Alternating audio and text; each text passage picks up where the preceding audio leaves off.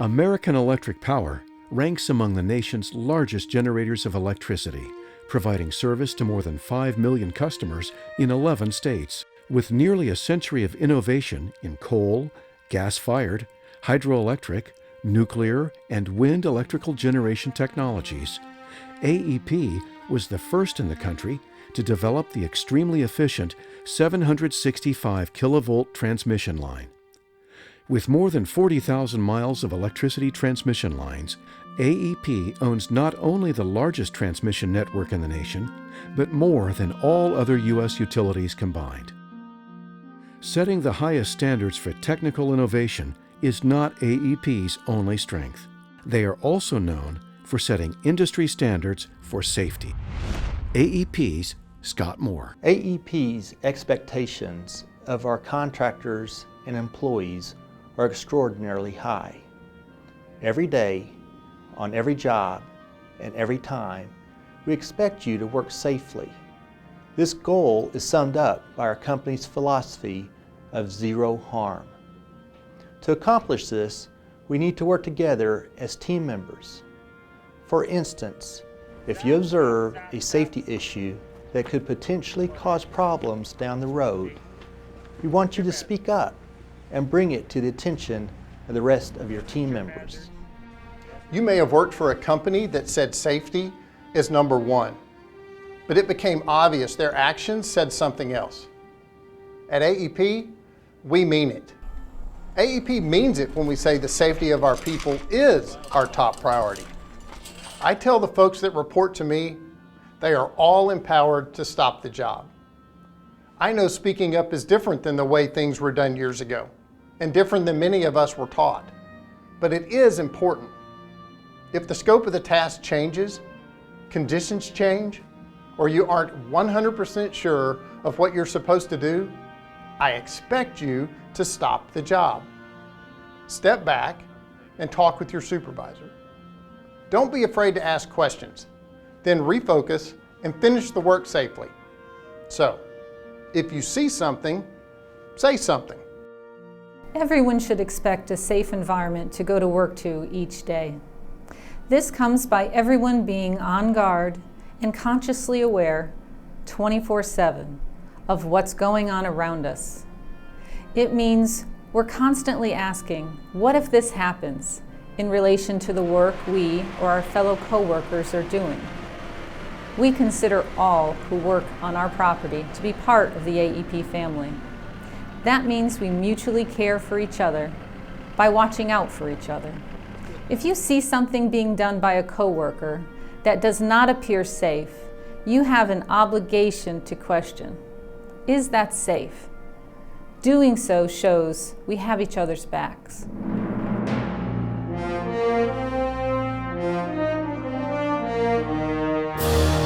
The Transmission Business Unit of American Electric Power has established safety expectations for all who work on our projects.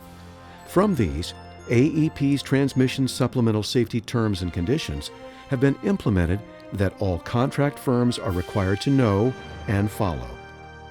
Working with high-voltage electrical transmission is a very complex and highly hazardous business. That is why AEP insists that all contractors make sure their workers are aware of and are complying with these contractual safety obligations. As an industry leader in job site safety, be aware that AEP or an AEP representative will be continually monitoring and evaluating your workers' safety performance. Additionally, AEP Transmission has developed several tools to assist our contract firms. These include, but are not limited to, the AEP Transmission Contractor Safety Handbook, Project-Specific Safety and Environmental Plan, or PSSEP, Job Briefing and THA Forms, Emergency Action Plan Template, and various safety directives. Prior to entering a project site, contractor personnel shall complete the AEP Transmission Contractor Safety and the Contractor Environmental Orientations. This training is available online at aeptcs.com. The training is valid for 1 calendar year, and contractor personnel shall refresh this training prior to March 31st of each year. When completed, a hard hat sticker shall be issued and must be worn by contractor personnel while on AEP property. To ensure a safe workplace, the contractor agrees that the high-risk safety terms and conditions apply to all of its subcontractors on AEP sites. They shall have qualified and competent supervision at the site at all times to direct and observe the work. Prior to using a subcontractor, the contractor shall obtain approval from AEP, and the qualifications of the subcontractor shall be verified by submitting documentation via email to formc@aeptcs.com. Subcontractors have appointed qualified and competent individuals to be present at all times in order to direct and observe the work. Accurate records and reports are collected and maintained, including, but not limited to, licenses, training, personnel, safety, incident, environmental, and all required testing. Stop. All personnel have the authority to immediately stop the contractor's work in order to provide a safe and healthy working environment.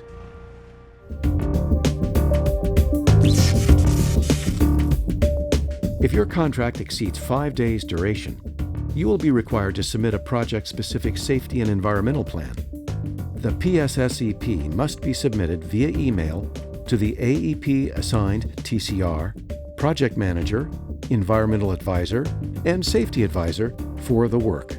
The PSSEP template is located online at the AEP Transmission Contractor Safety Portal, aeptcs.com. A PSSEP shall, at a minimum, include information regarding the following: project details, the construction execution plan, emergency planning, environmental protection plans, project safety management plan, a task hazard analysis, civil work, excavations plans, substation and switchyards work plans, T-line project specifics plans, specifics on material used including delivery, handling, and the laydown area, a list of equipment in use, the disciplinary program. When we're in a substation, if we're inside of a clearance, doesn't that qualify as an NRO? Upon receipt, the contractor should collaborate with AEP to address any issues or informational gaps. The PSSEP will often need to be modified and updated to accommodate the work throughout the life of the project. The PSSEP shall be communicated to all personnel on site and available at any time.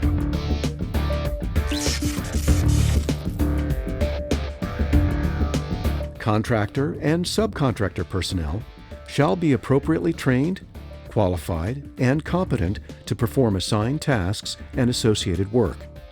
Qualifications and training shall be documented by the contractor and made available to AEP upon request. All contractor and subcontractor site supervisors shall have successfully completed the OSHA 30-hour training.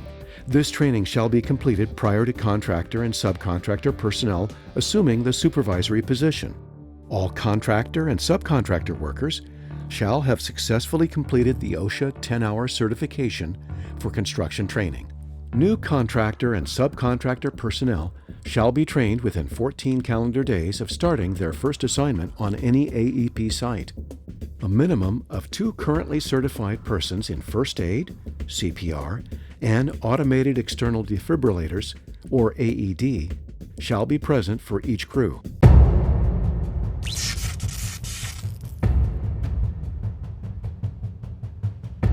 The contractor shall provide a full-time dedicated on-site safety representative for each project with 20 or more total personnel on site. This includes contractor and subcontractor personnel combined. For each additional 20 personnel, contractor and subcontractor personnel combined, the contractor shall provide another full-time on-site safety representative. These dedicated safety representatives shall, at a minimum, have successfully completed one of the following: a professional safety certification from an industry-recognized organization, or a college degree in a safety-related field, or at least 5 years demonstrable safety management experience. In addition to the above, the safety representative shall have successfully completed all of the following: current certification in administration of first aid, cardiopulmonary resuscitation, or CPR, and automated external defibrillators training, or AED, and formal training in root cause analysis investigation.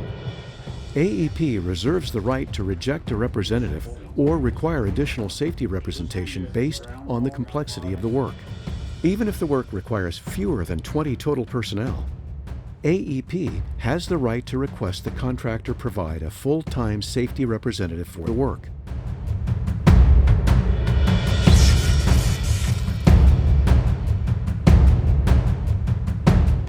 If there is a full-time safety representative assigned, a site safety observation report shall be performed and documented daily.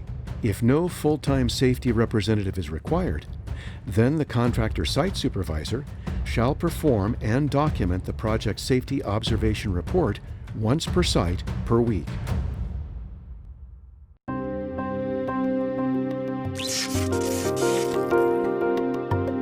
It takes planning and preparation to do the job right and do it safely. The contractor must use pre-job briefings and task hazard analysis to pre-plan the site's work. The development of an effective job briefing requires the participation and collaboration of all crew members to adequately capture the potential hazards associated with the work. In addition to the job briefing, the THA document shall identify all potential worksite risks and include a detailed step-by-step plan for the task to be performed, explaining any specific requirements of the associated project, the risks and hazards associated with the task, and the measures the contractor will take to eliminate or control these hazards. It is the responsibility of the contractor to review and communicate this information to any other persons who enter the site. Review of the THA shall occur prior to the start of each task, each day after lunch or during any significant work break, and any time the work procedure changes. Each crew member must sign his or her name, verifying he or she understands and will abide by the THA. The contractor shall ensure the THAs are available on the site at all times. Additionally, the contractor shall implement a daily stretch and flex program prior to the start of work.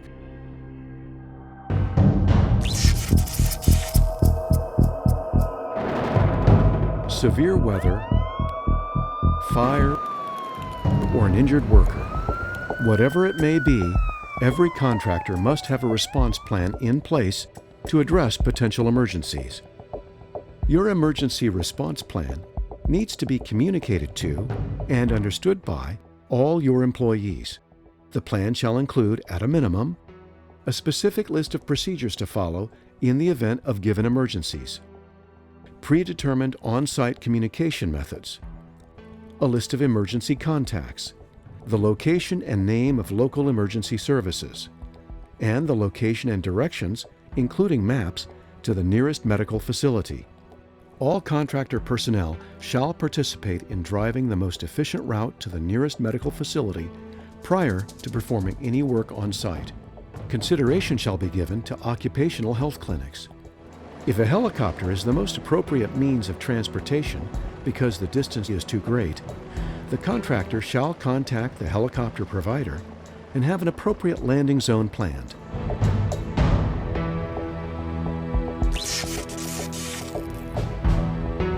On any job site, there is the potential for safety-related incidents.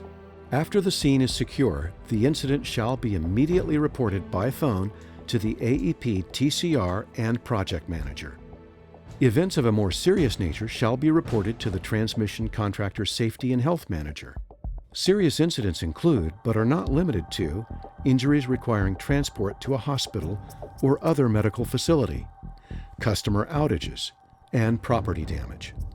But regardless if the incident was minor or serious, following initial notification, the contractor shall complete and submit an incident report via the Transmission Contractor Safety Portal at aeptcs.com. This initial written report shall be completed by 8 a.m. the day following the incident. In addition, within 48 hours of the incident, The contractor shall submit a detailed written report, which at a minimum shall include the AEP Contractor Incident Report, the Contractor Internal Incident Report, pictures of the scene, witness statements, and the THA for the task.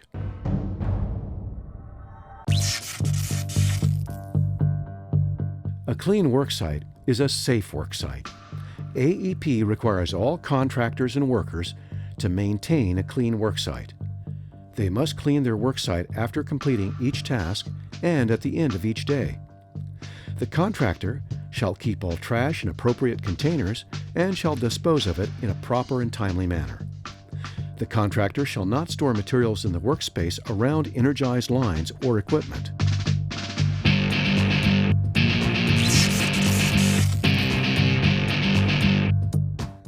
Safety data sheets, or SDSs, for all chemicals on site shall be kept on file by the contractor and made available for contractor personnel and AEP's review upon request.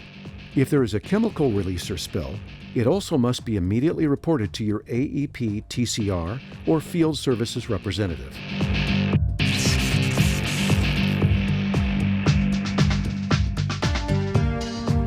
Working on AEP high-risk projects is no place to add even more danger.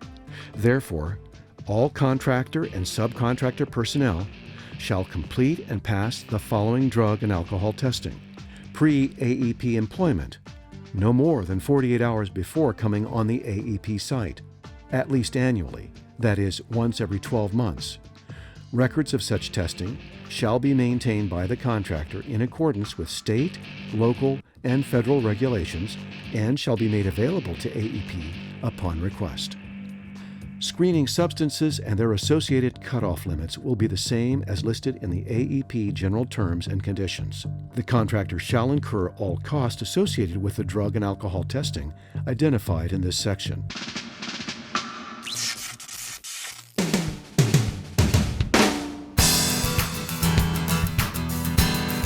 A job site is only safe if everyone does his or her work as a professional.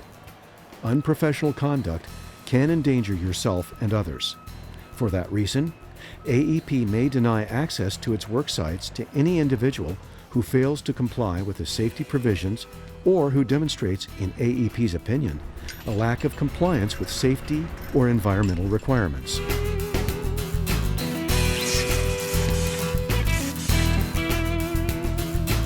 All types of hazards are present on a job site. One way of protecting ourselves from these hazards is with the use of personal protective equipment, or PPE. The PPE must be in compliance with all AEP, local, state, and federal guidelines, such as OSHA and ANSI. All workers are required to use appropriate personal protective equipment in all operations where there is an exposure to hazardous conditions. The contractor shall ensure that this equipment is maintained in good working order as recommended by the manufacturer. At a minimum, the following PPE is required while in any construction area: a hard hat, ANSI-approved safety glasses or prescription safety glasses with side shields, approved hearing protection devices in designated areas or as necessary to meet OSHA requirements, high visibility and reflective clothing as the outermost layer on the upper body, protective toe footwear that meets the safety toe specifications of current ASTM F2413 standard, known as safety toe shoes. Open-toed, open-heeled, athletic footwear, and tennis shoes are prohibited on any job site. Work gloves appropriate for the potential hazards of the job tasks. Note, jersey gloves are not permitted to be worn as the only means of protection. Fall protection is required for all workers 100% of the time while climbing or changing location on poles, towers, or similar structures. Fall protection is required when exposed to a fall of 6 feet or more. Fall protection may include a guardrail system or fall arrest harnesses and lines. Arc flash rated clothing is required for qualified electrical workers while working on or near exposed energized parts of transmission and sub-transmission lines and any station equipment. This clothing must be in compliance with AEP, local, state, and federal guidelines. When in a substation, unless identified differently, the arc flash boundary to exposed energized parts is 15 feet. Unless identified differently, the arc flash boundary to exposed energized parts of 50 to less than 300 volts in a control house is 3 feet 6 inches. Arc flash clothing shall, at a minimum, meet an arc rating of 8 calories per square centimeter. All outer layers for the upper and lower body shall have the appropriate arc flash rating. When a shirt is worn as the outer layer, it shall be long sleeves. Sleeves shall be rolled down and buttoned with the shirt tails tucked into the trousers. When an additional layer is required, such as a coat or overalls, it also shall have the appropriate arc flash rating.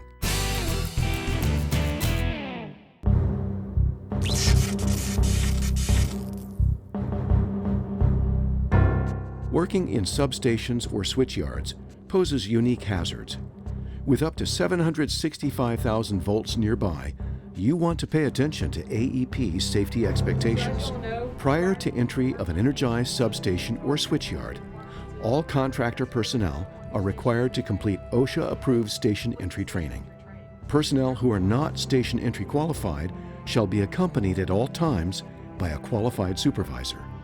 At a minimum, all personnel shall be trained and comfortable with the skills and techniques necessary to distinguish exposed live parts from other parts of electric equipment, determine the nominal voltage of exposed live parts, and know the minimum approach distances corresponding to the voltage to which they will be exposed. The contractor shall maintain a record of this training and shall make such records available to AEP. When working in a substation or switchyard, the contractor shall keep all gates closed and locked at all times, unless under direct observation by an attendant. Upon entry or exit of a substation, the contractor shall notify the appropriate dispatch authority. If the supervisor leaves the station, all affected personnel shall also leave the site. The contractor shall define work areas and drive paths within the substation or switchyard with barricades to delineate safe distances to structures, equipment, and fixed objects. Finally, when working with any electric tools, all extension cords and electric hand tools shall be plugged into a GFCI provided by the contractor. Contractor personnel shall not rely on the receptacles on the site. Extension cords shall be used per the manufacturer's recommendations and should not be connected together or stretch beyond their reasonable length.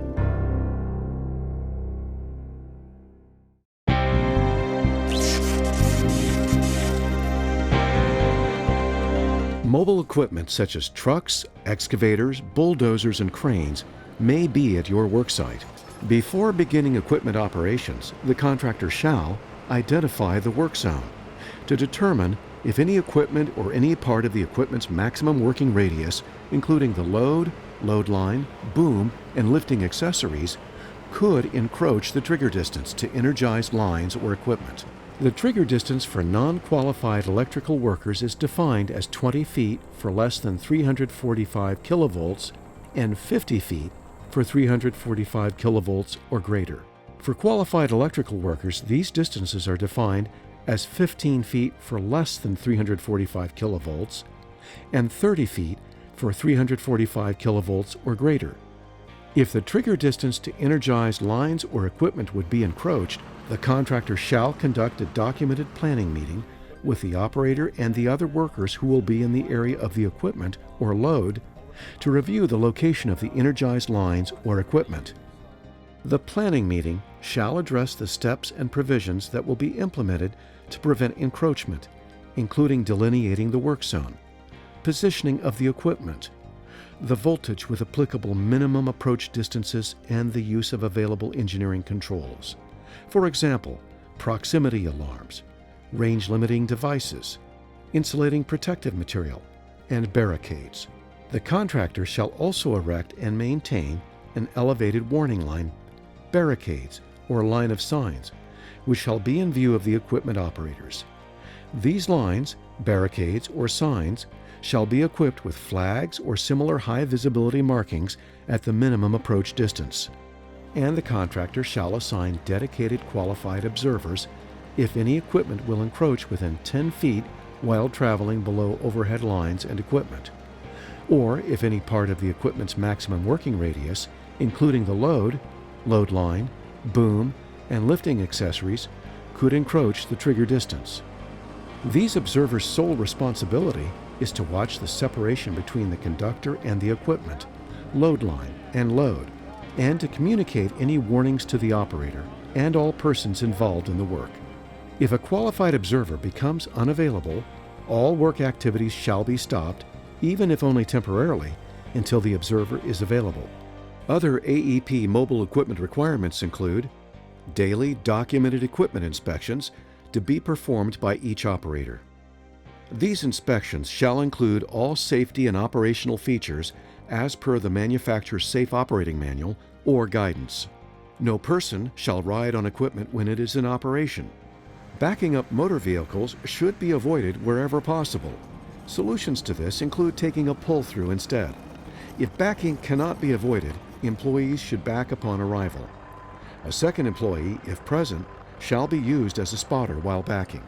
Aerial devices shall be barricaded to protect workers on the ground from falling objects or touching the aerial device if it accidentally contacts energized conductors. The barricaded area shall also be extended beyond any temporary ground rod or anchor.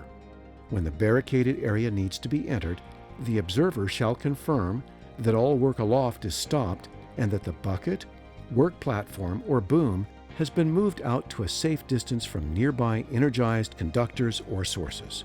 Work will only restart after the observer has confirmed that the barricaded area is clear. When a crane is in operation, no person shall be permitted within the barricaded radius of the crane. Cranes shall be equipped with an anti-two-block device. If the equipment being used is incapable of being retrofitted with this device, it shall be removed and replaced by a more modern piece of equipment.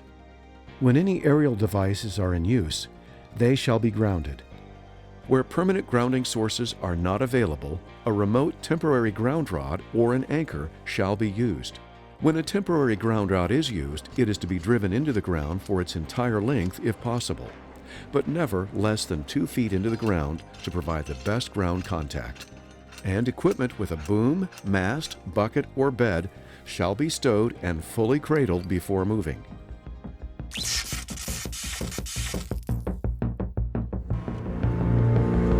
When working at AEP, contractors shall utilize an excavation checklist to ensure all utilities and designated earth disturbance areas have been researched and identified.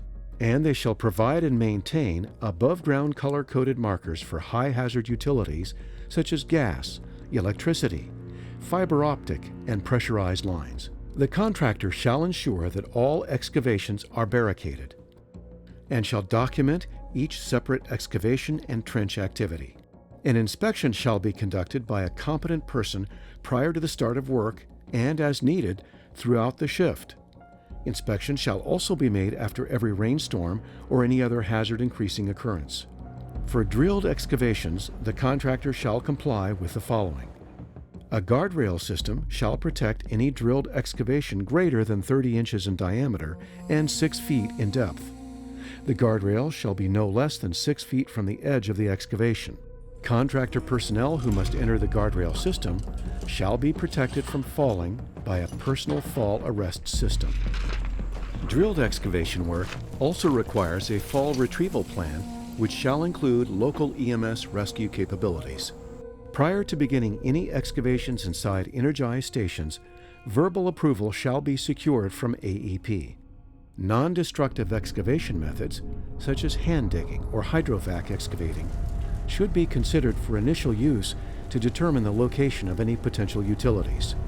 Non-destructive excavation may be required to complete the job after AEP reviews the site.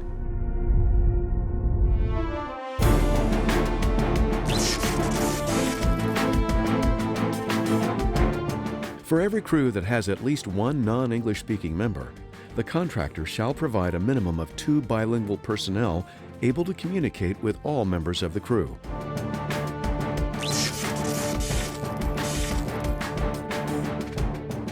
On AEP transmission projects, grounds are often used. The location of all grounds on AEP transmission lines and stations shall be inspected prior to each use. Installed and removed, maintaining minimum approach distance. Flagged. Tracked and documented by the contractor as to their placement and inspections. For those working with control cables, contractor personnel shall have a second person verify that it is the proper cable and that it is de-energized. Only specifically designed wire skinning cutters shall be used. Pocket knives and/or razor knives like box cutters or carpet knives are not permitted for the purposes of wire skinning. Any activities involving an open flame, sparks, or smoke, including, but not limited to, welding, CAD welding, torch cutting, soldering, and grinding, will require a hot work permit. These permits are valid for only the date, shift, and location indicated. And a fire watch shall be maintained whenever welding, cutting, or spark-producing operations take place. When using pneumatic air hose assemblies, hose safety whip checks shall be utilized. Guard structures, including line equipment used as a guard, shall be installed prior to disconnecting the conductor and shall remain in place until the conductor is clipped in. The contractor shall develop and maintain a traffic management plan that details road signage and delineation, parking arrangements, speed limits, and segregation from pedestrian traffic. The execution of this plan shall comply with the Manual of Uniform Traffic Control Devices and local, state, or federal requirements. This includes placing warning signs installed at locations where overhead lines have been identified. Warning signs shall be visible for all directions of travel, including site ingress and egress. These signs shall be no less than 36 inches by 36 inches and placed at an appropriate height to draw attention. Bilingual warning signs shall be posted whenever needed.